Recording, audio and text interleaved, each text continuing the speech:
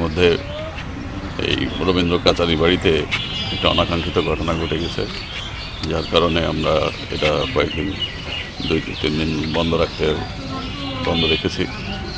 পরবর্তীতে আমাদের জেলা প্রশাসন এবং পুলিশ বিভাগ থেকে নিরাপত্তার বিষয়টা আশ্বস্ত করা হয়েছে এবং তারই পরিপ্রেক্ষিতে আজকে আমরা সকলে এখানে উপস্থিত হয়েছি এবং এই কাছারি বাড়ির যে স্বাভাবিক কার্যক্রম আজ থেকে আবার চালু করার আমরা উদ্যোগ নিয়েছি।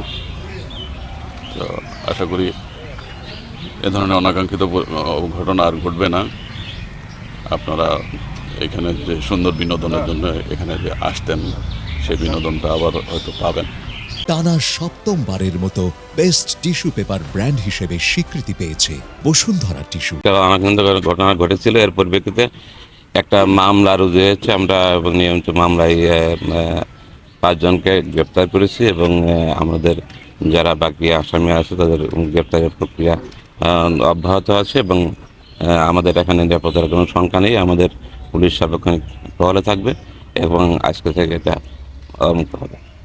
অডিটোরিয়ামটা আমাদের যে কাছারি বাড়ি তার থেকে একটু দূরে। আমাদের এখানে আপনারা সবাই দেখেন আমাদের মূল যে গর্বের প্রতিষ্ঠান কাছারি বাড়ি যে আমাদের, সেখানে কোনো কিছুই হয় না, সেটা অক্ষত আছে এবং যাদের বিরুদ্ধে অভিযোগ প্রমাণিত হবে আমরা ইতিমধ্যে জেলা প্রশাসনের থেকে 3 সদস্য বিশিষ্ট একটি তদন্ত কমিটি গঠন করেছি, আবার মিনিস্ট্রিও একটি তদন্ত কমিটি গঠন করছে। আমরা রিপোর্ট পাওয়ার পরেই প্রয়োজনীয় ব্যবস্থা নিব।